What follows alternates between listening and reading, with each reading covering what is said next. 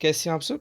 Discuss करेंगे आज हम लोग C TET, UP TET, REET, MP TET, H TET, चाहे जो भी टीचिंग की एग्ज़ाम की प्रिपरेशन कर रहे हैं आप, सभी टीचिंग्स एग्ज़ाम्स के लिए मैथ पेडागोजी जो मोस्ट इम्पोर्टेंट पार्ट में से एक है।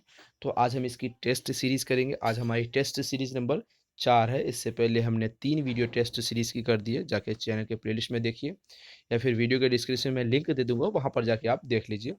ऐसे अगर इस तरीके से अगर टीचिंग की एग्ज़ाम मैथ की पेडागोजी अगर सॉल्व करेंगे तो आप पे 130 प्लस मार्क्स आने की गारंटी होगी। क्यों? क्योंकि ऐसे क्वेश्चन हम यहाँ पे सिलेक्ट किए हैं ताकि आपकी बेहतर से बेहतर प्रिपरेशन के साथ साथ नेक्स्ट एग्ज़ाम के लिए भी कॉन्सेप्ट क्लियर हो जाए। तो स्वागत है स्कूल टीचर अकेडमी में। चैनल को सब्सक्राइब करके बेल आइकन को प्रेस कर लीजिए। चलिए देखते हैं। 7634993536 नंबर पर व्हाट्सएप करके आप कंप्लीट नोट्स ले सकते हैं सभी टीचिंग्स एग्जाम्स की और सभी सब्जेक्ट के लिए। तो देखते हैं आज का पहला क्वेश्चन। आज का पहला क्वेश्चन यहाँ पर है, 10 ग्राम है। 10 ग्राम क्या है? ऑप्शन नंबर ए है पुरानी चीनी पहेली, ऑप्शन बी है पुरानी भारतीय पहेली, ऑप्शन सी है नई ज्यामितीय संकल्पना, ऑप्शन डी है इनमें से कोई नहीं। तो अपना राइट आंसर जल्दी बताइए। हमारी टारगेट है, हम आपको डेली कहते हैं, आप जो भी टेस्ट सीरीज़ देते हैं, चाहे सीडीपी की टेस्ट सीरीज़ दे रहे हैं या फिर मैथ की टेस्ट सीरीज़ दे रहे हैं, ईवीएस की टेस्ट सीरीज़ दे रहे हैं या फिर हिंदी के टेस्ट सीरीज़ दे रहे हैं, जो भी टीचिंग एग्ज़ाम की टेस्ट सीरीज़ आप दे रहे हैं, सभी टेस्ट सीरीज़ का आप टेस्ट सीरीज़ चैनल के डिस्क्रिप्शन में लिखिए, चैनल के कमेंट सेक्शन में लिखिए। वहाँ पर टेस्ट सीरीज़ में लिखने के बाद आप यहाँ पे बताइए आप 10 ऑन 10 कितने कर पाएँ। 10 ऑन 10, 10 ऑन 9, 10 ऑन 8 हमारी टारगेट है। 10 ऑन 10, 10 ऑन 9, 10 ऑन 8 आपके कितने क्वेश्चन सही हो पाए ये हमें देखना है, ताकि हमारी जो प्रिपरेशन है कितनी बेहतर तरीके से आप तक पहुंच रही है। ये मोस्ट इम्पोर्टेंट पार्ट है।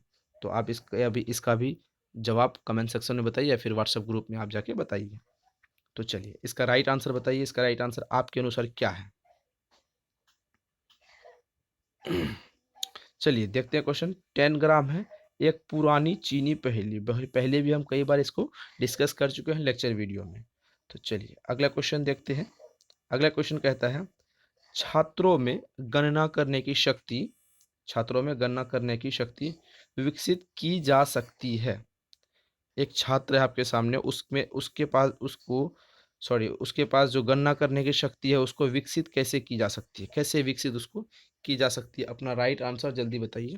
चलिए ऑप्शन देख लेते हैं। सबसे पहले ऑप्शन देखेंगे। ऑप्शन है पाठ्य पुस्तकों में अधिक से अधिक चित्र सम्मिलित करना, ऑप्शन बी है छात्रों को अधिक से अधिक अभ्यास देकर, ऑप्शन सी कक्षा में क्रियाशील गतिविधियां आयोजित करके, ऑप्शन डी उपरोक्त सभी। तो आपके अनुसार क्या राइट आंसर होगा? इसका राइट आंसर जल्दी आप बताइए। आपके अनुसार छात्रों में कैसे गणना करने की शक्ति को विकसित की जा सकती है? राइट आंसर जल्दी बताइए अपना।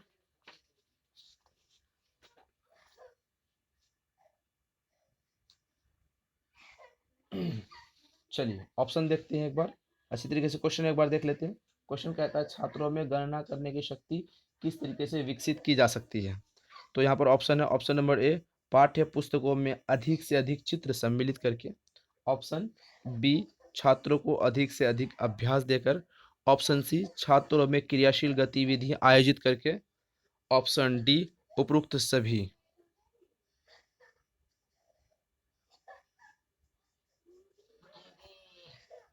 तो यहाँ पर आपका राइट आंसर होगा ऑप्शन नंबर सी, कक्षा में क्रियाशील गतिविधियां आयोजन करके। कैसे होगा? कक्षा में जो भी एक्टिविटीज आप कराएंगे बच्चों में, बच्चों उस चीज़ों में खुद सक्रिय होंगे, एक्टिविटीज गतिविधियों में शामिल होंगे। उस आधार पर बच्चों में गणना करने की शक्ति का विकास हो पाएगा। जो भी ऐसी चीज़ें हैं उसमें बच्चे इन्वॉल्व होंगे, तभी उसमें आप उस बच्चे में गणना करने या फिर कोई भी चीज़ करने के लिए एक्टिव हो पाएंगे, जब वो उस चीज़ों में क्रियाशील गति में भाग लेंगे। तो ऑप्शन सी राइट होगा। ऑप्शन बी ए बी और डी क्यों नहीं होगा? चलिए ये भी देख लेते हैं हम। पाठ्य पुस्तकों में अधिक से अधिक चित्र को सम्मिलित करने से, यहाँ पर गणना करने की शक्ति, कैलकुलेशन करने की शक्ति चित्र को देखकर नहीं हो सकती है। ठीक है, तो ऑप्शन बी क्यों है? अधिक से अधिक अभ्यास कराकर, किसी बच्चों को अभी से अधिक अभ्यास कराकर, अधिक से अधिक एक्सरसाइज करा के आप नहीं कर सकते ये काम, क्योंकि आप ऐसा नहीं कर सकते पेडागोजी सेक्शन में। तो ऑप्शन बी ए गलत हो जाएगा, ऑप्शन बी गलत हो जाएगा। अगर एक से अधिक ऑप्शन गलत है तो उपरोक्त डी जाहिर सी बात है सीधी गलत हो जाएगी। तो यहाँ पर option D is the right answer. समावेशी शिक्षा में कई बार हमने डिस्कस कर चुके हैं समावेशी शिक्षा के बारे में। ठीक है, समावेशी शिक्षा किसे कहते हैं, समावेशी शिक्षा क्या है, लेक्चर वीडियो आप देखिए, लेक्चर वीडियो चैनल के प्लेलिस्ट में पड़ी है, वहाँ पे जाके आप देख के इसका राइट आंसर दे पाएंगे। विशिष्ट छात्रों को पढ़ाया जाता है, ऑप्शन ए। ऑप्शन बी है प्रतिभाशाली छात्रों को पढ़ाया जाता है, ऑप्शन बी हो गया। ऑप्शन सी मंदबुद्धि छात्रों को पढ़ाया जाता है, ऑप्शन सी सभी छात्रों को बिना बिना भेदभाव के पढ़ाया जाता है। हमने आपको कई बार समावेशी शिक्षा के बारे में सीडीपी वाली क्लास में हमने लेक्चर वीडियो के साथ साथ टेस्ट सीरीज में भी हम आपको कई बार बता चुके हैं कि समावेशी शिक्षा के बारे में उसकी पूरी डिटेल्स व्याख्या कैसे हम कर सकते हैं। तो इसका राइट आंसर जल्दी बताइए आपके अनुसार क्या होगा।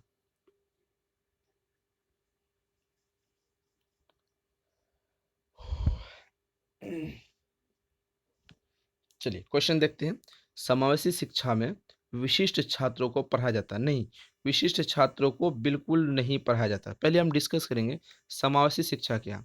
समावेशी शिक्षा मतलब समाज के सभी वर्गों के स्टूडेंट को मिला के, समाज के सभी वर्गों मतलब चाहे वो कास्टिज्म के आधार पे हो, उसके इकोनॉमिक्स आधार पे हो, जैसे अमीर गरीब, उसके हाइट के आधार पे हो, लंबे मोटे पतले दुबले ऐसे नहीं, उसकी मेंटल स्ट्रक्चर के आधार पे, मेंटलिटी के आधार पे, मतलब किसी के बुद्धि लब्धि कम है, किसी की बुद्धि लब्धि बहुत अच्छी है, कोई प्रतिभावान स्टूडेंट है, कोई कोई मंद बुद्धि बालक है, सभी को एक जगह एक साथ बिठा के एक ही स्कूल में एक ही कक्षा में, मतलब एक जो कक्षा की डिवाइडेड होती है, कक्षा 1 कक्षा 2 कक्षा 3 कक्षा 4 में, इस तरीके से एक ही स्कूल में सभी को एक साथ बिठाकर शिक्षा देनी।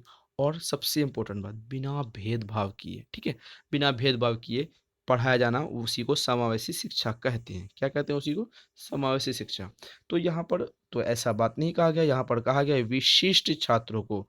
तो यहाँ पर विशिष्ट छात्र नहीं होगा क्योंकि सभी छात्रों की बात होगी। प्रतिभाशाली छात्रों को, यहाँ पर बात हो रही है प्रतिभाशाली छात्रों को अगर हम पढ़ाएंगे, प्रतिभाशाली छात्रों को सिर्फ स्कूल में पढ़ाएंगे तो वहाँ समावेशी शिक्षा नहीं आएगा। प्रतिभाशाली छात्रों के साथ साथ मंद बुद्धि वाले छात्र भी को साथ में मिला के बिना भेदभाव करके पढ़ाते तो ये समावेशी शिक्षा का आधार माना जाता। तो ऑप्शन बी गलत हो जाएगा क्योंकि यहाँ पर सिर्फ विशिष्ट है और प्रतिभाशाली है। तो चलिए ऑप्शन सी देखते हैं, मंद बुद्धि छात्रों को। यहाँ पर भी है मंद बुद्धि, यहाँ पे इंपॉर्टेंट बात यहाँ पे नोटिस करने वाली बात है कि मंदबुद्धि छात्र, प्रतिभाशाली छात्र और विशिष्ट छात्र, तीनों को एक साथ बिठा के बिना भेदभाव के एक ही कक्षा में आप शिक्षा देंगे तो वो क्या होगी? समावेशी शिक्षा हो जाएगी। ठीक है, तो यहाँ पर सवाल ऑप्शन तो गलत है। ऑप्शन क्या है? विशिष्ट छात्र अलग किया है, प्रतिभाशाली छात्र अलग किया है, मंदबुद्धि छात्र अलग किया है। तो इस हिसाब से ऑप्शन सी गलत, ऑप्शन बी गलत, ऑप्शन ए गलत।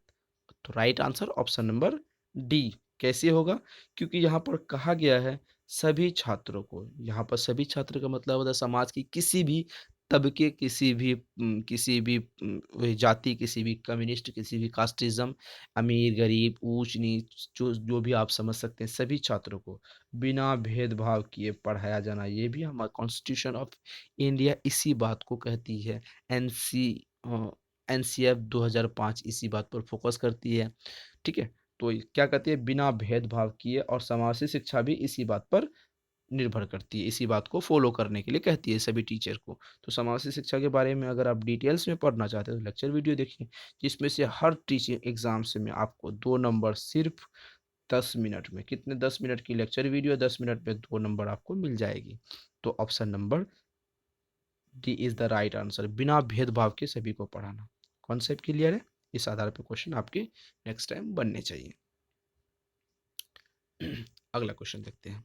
जब छात्रों को कहाँ जमा करना है या घटाना है, घटाना होगा यहाँ पर, ठीक है, मिस्टेक हो गया, मिसप्रिंट है, घटाना है वहाँ कहाँ गुना करना है या भाग देना है में कठिनाई आती है। तो इसका तात्पर्य क्या है? जब एक छात्र को कहाँ जमा करना है, कहाँ घटाना है, कहाँ जोड़ना है, कहाँ गुना करना, कहाँ भाग करना, इस चीज़ों में परेशानी होती है। तो इसका मतलब है, क्या मतलब है? ऑप्शन नंबर ए, प्रश्नों की भाषा समझने में कठिनाई हो रही है। ऑप्शन बी, संख्या संक्रियाओं का बोध नहीं है। ऑप्शन सी, छात्र अपना समय बर्बाद करना चाहता है। ठीक है, छात्र अपना समय बर्बाद करना चाहता है। ऑप्शन सी हो गया। ऑप्शन डी, छात्र चाहते हैं कि शिक्षक सभी सवाल हल करे। तो राइट आंसर आपके अनुसार क्या होगा, कमेंट सेक्शन में बताइए। और टारगेट आपको याद है ना, टारगेट कितने थे हमारे? 10 on 10, 10 on 9, minimum lowest 10 on 8। ये आपकी स्कोर होनी चाहिए। इतने स्कोर मतलब एग्जाम क्वालिफाइड, मतलब जॉब आपके हाथ में। अगर ये 10 on 10 होती है तो गुड, बहुत अच्छी बात है। अगर 10 on 9 होते तो भी एक अच्छी बात है। 10 on 8 होती है तो थोड़ी अच्छी बात है, पूरी अच्छी बात बिल्कुल भी नहीं है। 10 on 7 है तो बहुत बुरी बात है, बहुत मतलब अच्छी प्रैक्टिस आपकी नहीं है, अच्छी प्रिपरेशन आपके पास नहीं है। आपको सोचने की ज़रूरत है, आपको समझने की ज़रूरत है, और आपको प्रिपरेशन करने की तो ज़रूरत है अच्छी तरीके से। समझ आ रहा है क्या करें? तो चलिए, इसका राइट आंसर क्या होगा आपके अनुसार, जल्दी बताइए अपना राइट आंसर। चलिए, इस क्वेश्चन का राइट आंसर आप जल्दी बताइए।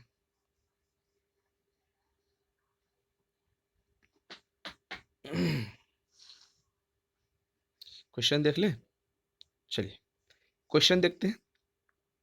क्वेश्चन कहता है, जब एक छात्र को कहाँ जमा करना मतलब प्लस करना है, जोड़ना है, कहाँ घटाना है, घटना नहीं होगा, घटाना होगा, माइनस करना है, ठीक है, तो कहाँ गुना करना है और कहाँ भाग देना है में कठिनाइयाँ आती है, इसको समझ नहीं पाता है। तो इसका मतलब क्या है, तात्पर्य का मतलब, इट्स मीन क्या होती है, ठीक है, इट्स मीन इसका मतलब क्या है। चलिए, क्या मतलब है देख लेते हैं ऑप्शन एक एक करके। प्रश्नों की समझ, प्रश्नों की भाषा समझने में कठिनाई आती है। प्रश्नों की भाषा तो समझने में कठिनाई नहीं आनी चाहिए, क्यों? क्योंकि जमा करना मतलब जोड़ना, घटाना मतलब घटाना, गुना करना मतलब गुना करना, और भाग देना मतलब भाग करना। ये क्लियर कॉन्सेप्ट के आधार पर प्रश्न पूछा गया, तो ऑप्शन नंबर ए गलत हो जाएगा, प्रश्न सही है। ऑप्शन चलिए डी देखते हैं। छात्र चाहते हैं कि शिक्षक सभी सवाल हल करें। अगर छात्र ऐसा फील करते हैं, ऐसा उसके मन बना लिया कि सभी सवाल सिर्फ शिक्षक हल करे, तो छात्र क्या करेंगे? वो छात्र ही तो मेरे ख्याल से बेकार हैं, वो छात्र पढ़ने के डिजर्व नहीं है। तो ऑप्शन डी गलत हो जाएगा। ऑप्शन सी देखते हैं। छात्र अपना समय बर्बाद करना चाहता है। कोई छात्र स्कूल, कॉलेज या फिर किसी भी टीचिंग संस्थान में, शैक्षणिक संस्थान में जाके अपना टाइम बर्बाद नहीं करता, वो पार्क नहीं है, वो एक स्कूल कॉलेज है, इसीलिए ऑप्शन सी गलत हो जाएगा। तो ऑप्शन ए गलत हो जाएगा, ऑप्शन डी गलत, ऑप्शन बी सी गलत। तो ऑप्शन बचता हमारे पास सिर्फ ओनली वन, बी। तो वो सही होगा। क्यों सही होगा, इस पर डिस्कस करेंगे। डिस्कस क्या? संख्या संख्या संख्या संक्रियाओं का बोध नहीं है। बच्चे को ये नहीं पता कि किस संख्याओं को किससे हम जोड़ सकते हैं, किस संख्या को किससे हम माइनस कर सकते हैं, किस संख्या को किससे हम गुना कर सकते हैं, किस संख्याओं को किससे हम घटा सकते हैं। बच्चे को इस चीज़ की बोध नहीं है, संक्रियाओं का बोध नहीं है। Option number B is the right answer, ये परफेक्ट आंसर बैठता है। चलिए, अगला क्वेश्चन देखते हैं।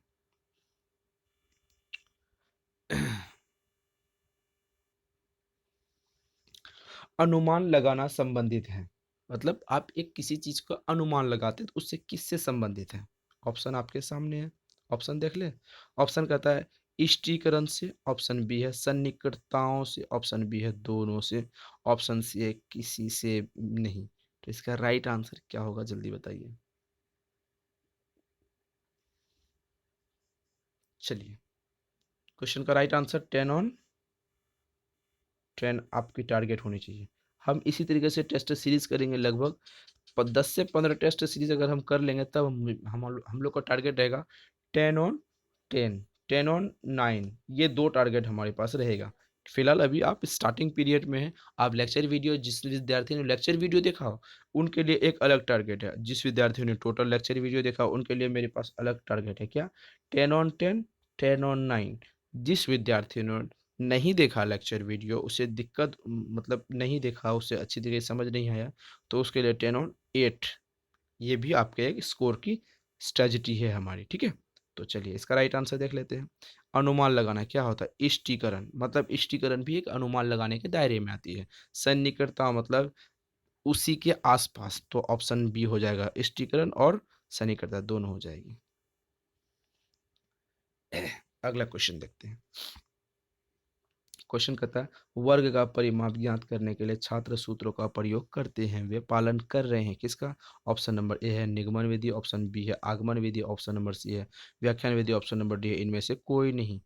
क्या हम आपको इंडक्टिव मेथड, डिडक्टिव मेथड, आगमन विधि, निगमन विधि के लिए लेक्चर वीडियो से पूरी तरीके से करवा दिया है। लेक्चर वीडियो आगमन निगमन विधि का जिसने किया उसके कितने नंबर पक्के?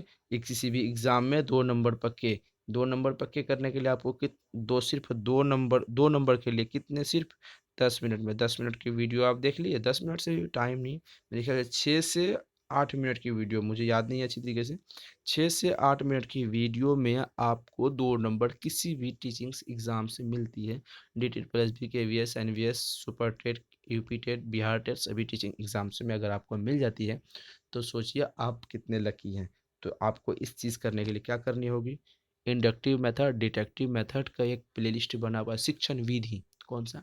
शिक्षण विधियों का एक प्लेलिस्ट बना पड़ा है, वहाँ पर जाइए, आपको मिल जाएगी और उस वीडियो को आप देखिए, तभी आपको समझ आ जाएगी। तो वर्ग का परिमाप ज्ञात करने के लिए छात्रों को पहले सूत्र का प्रयोग करते हैं। कौन सा सूत्र का प्रयोग किससे करते हैं? आगमन विधि में कि निगमन विधि में? याद है आपको? निगमन विधि में। कैसे? हमने बताया था, सूत्र मतलब, यहाँ पे बात है किसका? सूत्र। सूत्र मतलब नियम का प्रयोग करते हैं। किसका प्रयोग करते हैं? नियम का प्रयोग करते हैं। नियम से हमने क्या पढ़ा था, याद रखा था? निगमन विधि। पहले क्या हुआ था? उदाहरण। फिर एक बात क्या पढ़ा था? आगमन। आगमन मतलब उदाहरण अगर प्रस्तुत करेंगे तो आगमन विधि। तो यहाँ पर क्या प्रस्तुत हो रहा है? निगमन। निगमन मतलब नियम, नियम, नियम से निगमन होगा। Option number A is the right answer. Concept समझ आ रहा है? अगला क्वेश्चन देखते हैं।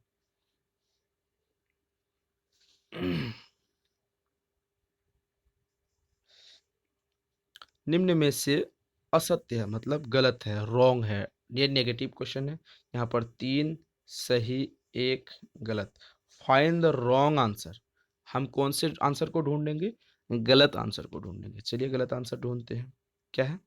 बालिकाएं बालकों की अपेक्षा गणित में कमजोर होती है, क्या ये सही है? ऑप्शन ए, आप बताइए। ऑप्शन बी, बालिकाएं बालक की अपेक्षा गणित में तेज होती है। ऑप्शन सी, बालिकाओं का गणित ज्ञान उनकी आयु के हिसाब से अच्छा होता है। ऑप्शन डी, बालिकाओं का भाषाई ज्ञान अच्छा होता है। इसमें से 3 सही है, 1 गलत है। गलत को ढूंढिए आप। आपके अनुसार क्या इसका राइट आंसर होगा?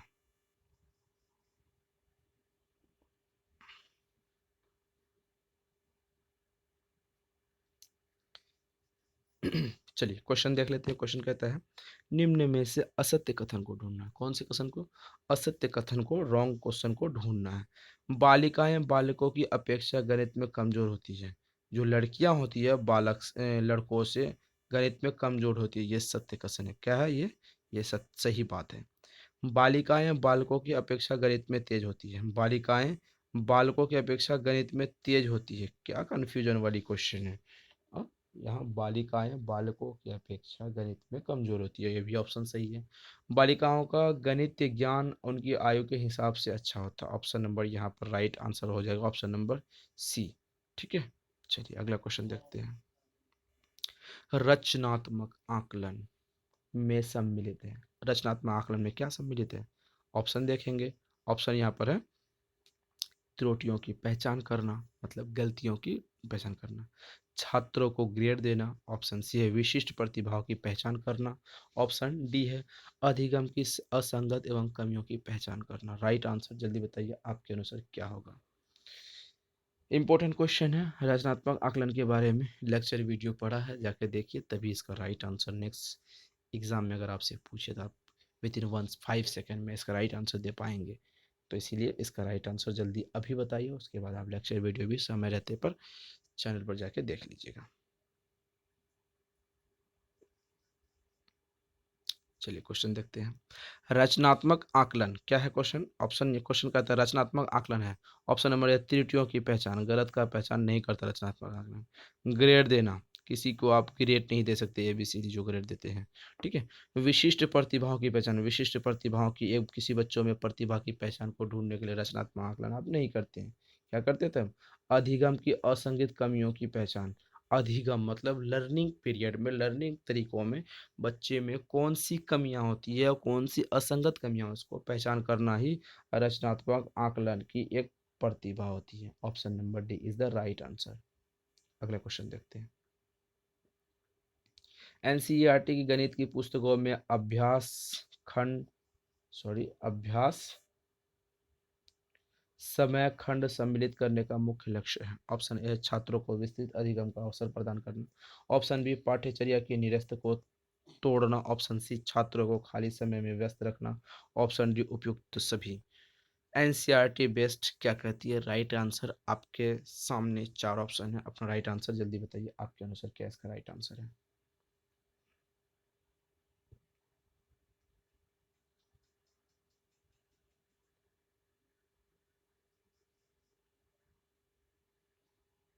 क्वेश्चन देखते हैं।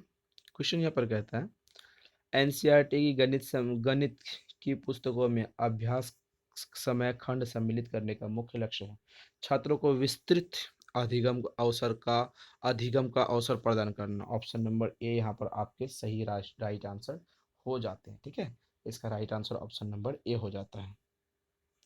अगला क्वेश्चन देखते हैं। गणित शिक्षण का संकीर्ण उद्देश्य छोटा, गणित को जब सिखाते हैं शिक्षण करने का सबसे छोटा उद्देश्य क्या है? ऑप्शन नंबर संख्यात्मक कौशल का विकास। ऑप्शन बी अनुभव का आधारित शिक्षण। ऑप्शन सी है दैनिक जीवन की समस्याओं का निवारण। ऑप्शन नंबर डी है रचनात्मक आकलन। राइट आंसर आपके अनुसार क्या होगा, जल्दी बताइए, आपके अनुसार राइट आंसर।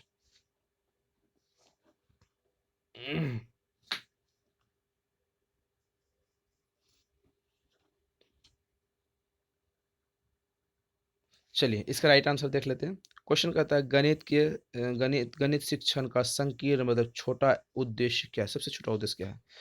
रचनात्मक कौशलों का विकास करना। क्या सॉरी संख्यात्मक कौशलों का विकास करना। गणित हम इसलिए सीखते हैं कि हमें संख्याओं के कौशल के बारे में अच्छी जानकारी हो सके। क्या इसलिए हम लोग गणित सीखते हैं? ऐसा बिल्कुल भी नहीं। क्या ऑप्शन देख लेते हैं, सभी ऑप्शन एक बार इसी तरीके से। मुझे लगता है ऑप्शन नंबर ए गलत होगा, बी सही कैसे होगा देख लेते हैं। अनुभव आधारित, हम गणित इसका सबसे छोटा होता है, अनुभव आधारित नहीं, अनुभव बड़े चीज़ों में आते हैं। ऑप्शन डी गलत हो जाएगा, सॉरी बी गलत हो जाएगा। दैनिक जीवन की समस्याओं का निवारण, गणित तो इसीलिए सीखते हैं, दैनिक जीवन की डेली लाइफ में जो हमारे पास समस्या आती है उनको निवारण हम तो जोड़ के गुना घटा भाग करके हम आगे कर सकते हैं। रचनात्मक आकलन, रचनात्मक आकलन किसी अच्छी चीज़ों के लिए होती है, छोटे चीज़ों के बिल्कुल भी यहाँ पर याद रखना होगा, छोटे चीज़ों की बात हो रही है। तो यहाँ पर मेरे ख्याल से ऑप्शन ये बड़ा हो जाता है, ऑप्शन बी सी भी बड़ा हो जाता है, ऑप्शन बी बी बड़ा हो जाता है। तो ऑप्शन नंबर सबसे छोटा क्या होता है? संख्यात्मक कौशल का विकास करना। तो right answer option number B uh हो जाएगा आपका। तो ठीक है, मिलते हैं फिर अगले वीडियो में। अगले वीडियो जैसे कि आपको पता है हमने आप इससे पहले आपके लिए क्या कौन सी चीज़ें करवा दिया, सी डी पी के टेस्ट लेक्चर वीडियो के साथ साथ टेस्ट सीरीज भी करवा दिया। फिर उसके बाद हमने क्या करवाया, ईवीएस की करवा दिया। ईवीएस की टेस्ट लेक्चर वीडियो के साथ साथ टेस्ट सीरीज भी करवा दिया हम आपके लिए। उसके बाद अभी आप जो देख रहे हैं वो मैथ की देख रहे हैं। ठीक है, वो क्या देख रहे हैं? मैथ की टेस्ट सीरीज देख रहे हैं। मैथ की टेस्ट सीरीज के साथ लेक्चर वीडियो के साथ, लेक्चर वीडियो हो गया, अभी टेस्ट सीरीज आप देख रहे हैं। ठीक है, तो उसके बाद कौन सी आएगी? हिंदी की आएगी। उसके बाद हिंदी के साथ साथ इंग्लिश की आएगी। तो सभी चीज़ें, सभी कंटेंट आपको time to time class channel पर मिलती रहेगी। चैनल को सब्सक्राइब कीजिए, बेल आइकन को प्रेस कीजिए। फिर मिलते हैं अगले वीडियो में, तब तक के लिए थैंक यू।